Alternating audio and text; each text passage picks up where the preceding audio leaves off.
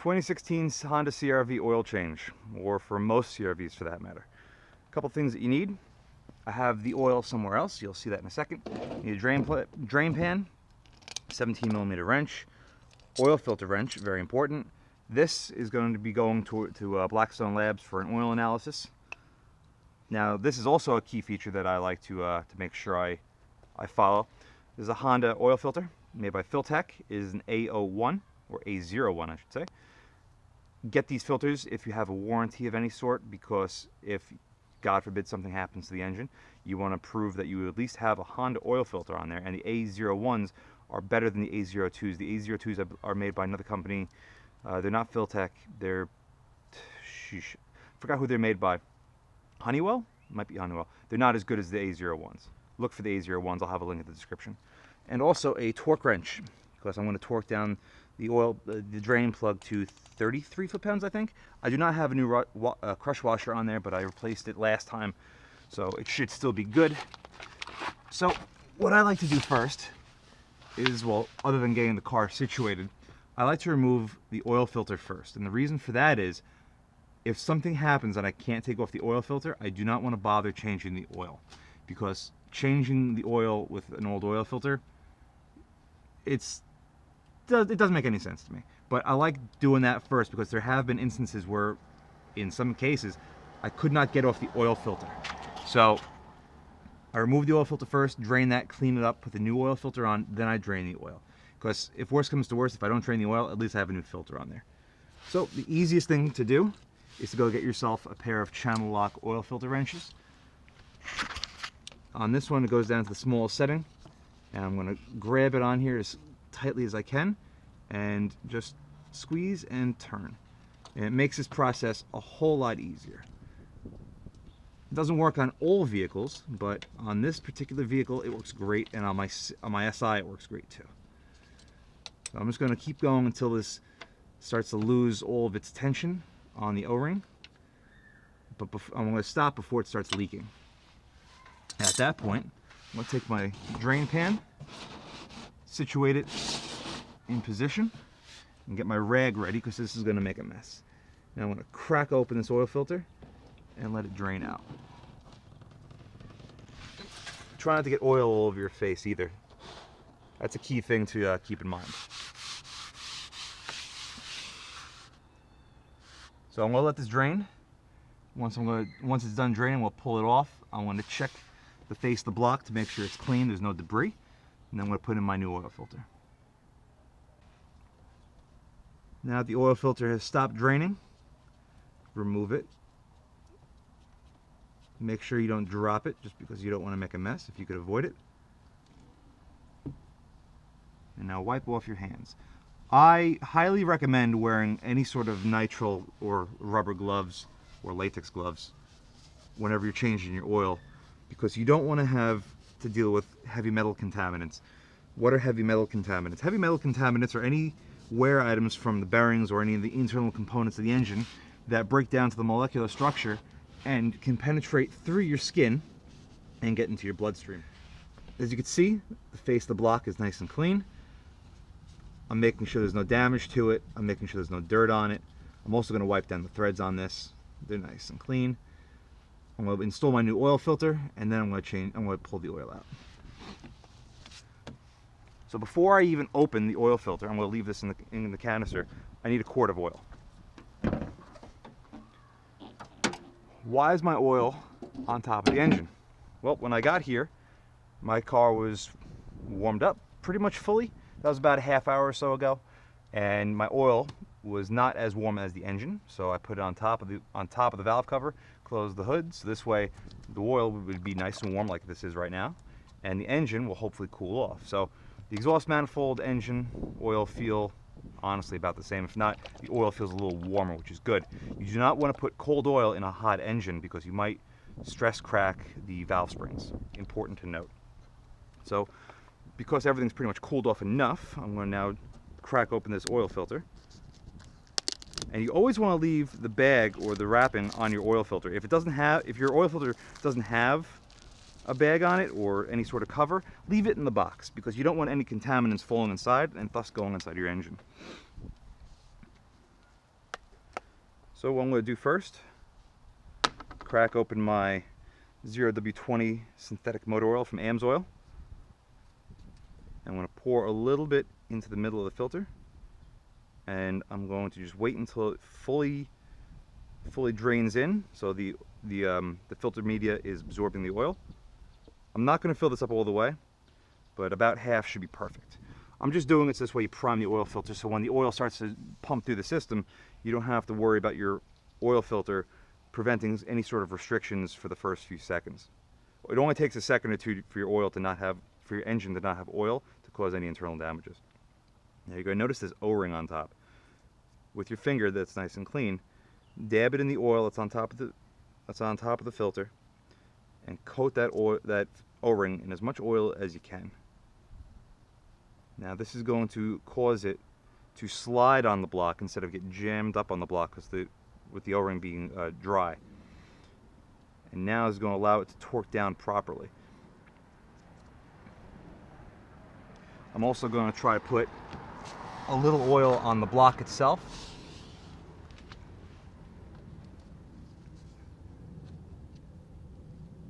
Just to know that I have plenty of oil on there.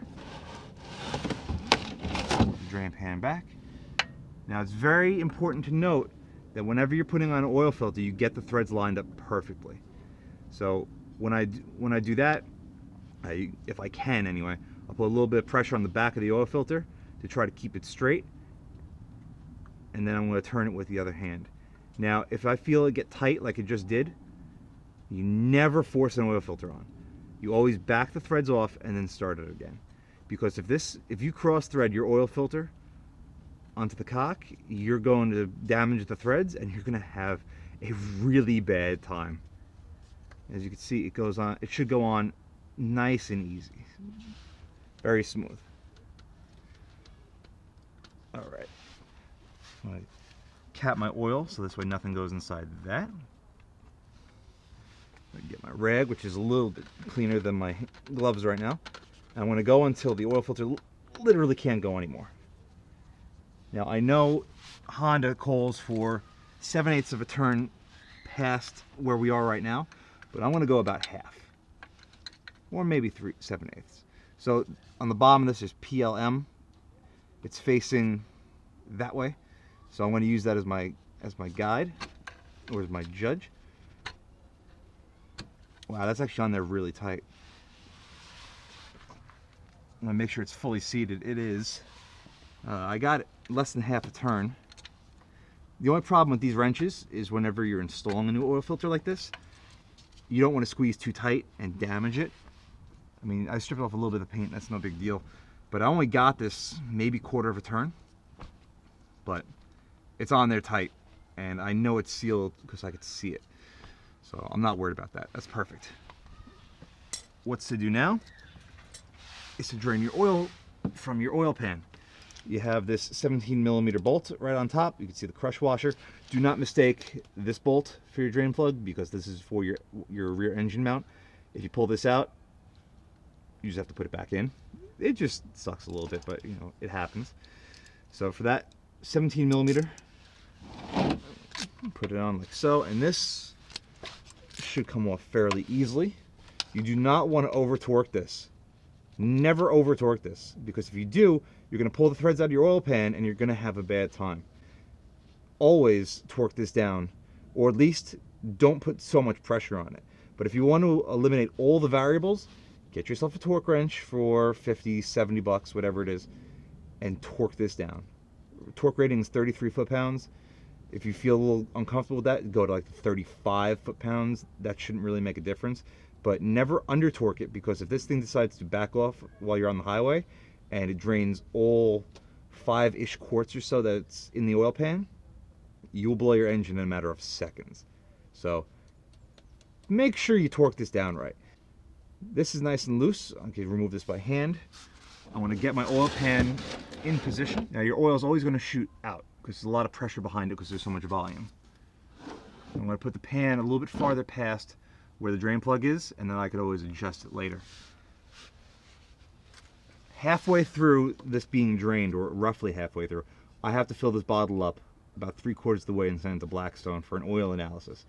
So when I remove an oil pan drain, I'm going to put pressure on the back and spin it with my other finger. This way, when it gets to the last thread, it doesn't fall out and I lose it. It doesn't fall out and make a mess. So it should get to the last thread, and you'll feel it skip like that.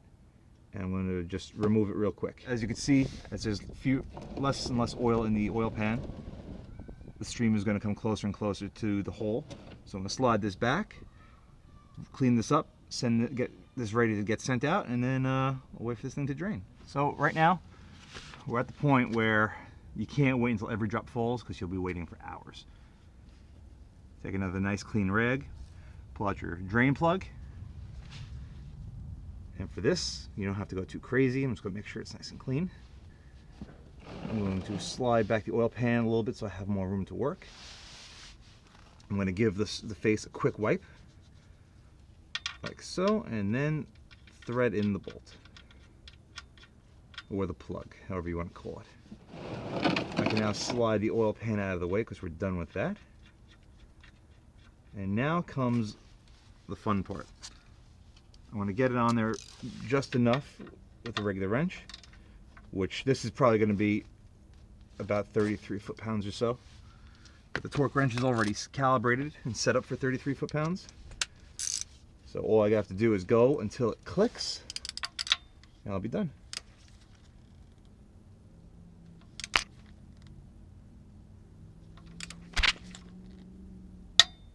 That's it. You know, one more for good luck. Perfect. The owner's manual calls for 4.4 quarts of oil. I have 5. I'm going to fill it up with about 4.5. If it's a little bit over full, a little bit, it's not really going to make a difference. And let's get going. Oil cap I'm going to put out of the way. Now, I don't have any sort of funnel for this, but these bottles from AMSOIL are fairly easy to pour. So I shouldn't have any problems not spilling this all over the place. Just go nice and slow. Just be patient. There's no need to rush this. If you have a funnel, it's even easier and even faster.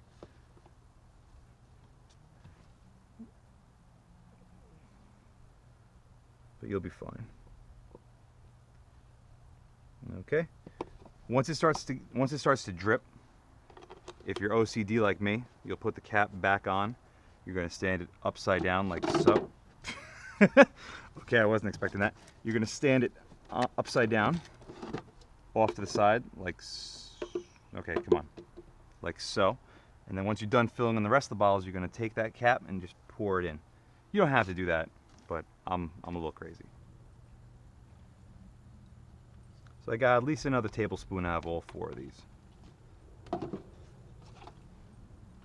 Liter out of 10, it needs 4, so I'm gonna do it to 6. I'll start it up and then I'll let it run for a couple of minutes, and I'll let it sit for a couple of minutes.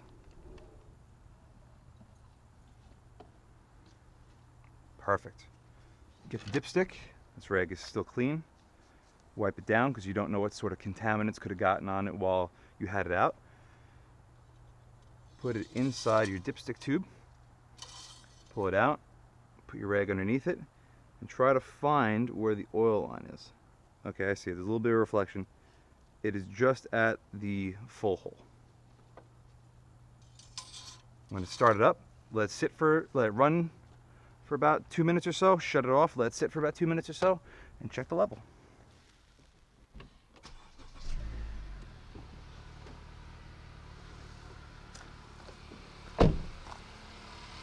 While it's running, take that off there for a second.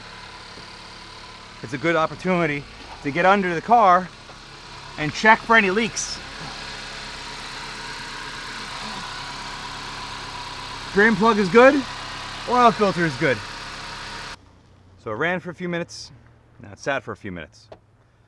It's time to check the oil level on the dipstick. First thing you want to do is make sure your dipstick is fully seated into the tube, because if it's off by a little bit, your level's going to be off by a little bit. Let it sit for a little bit, pull it out. All right, we're right at the second hole now. Perfect. Now I get to close all this down, clean it all up, take it for a drive, and then later on tonight I'll check the level again and add as I see fit. It doesn't burn any oil, so I'm not worried about that, but I am going to leave the rest of that quart in the trunk in case I need it. You don't want to be without oil, whether it's a new car, especially an older car. My Civic, I need to put a quart of oil in every 2,000 miles just because it drips out off the timing chain cover. Well, I hope you found this video useful and enjoyable. Please like and subscribe. Thank you very much for watching. Oh, by the way, happy Thanksgiving.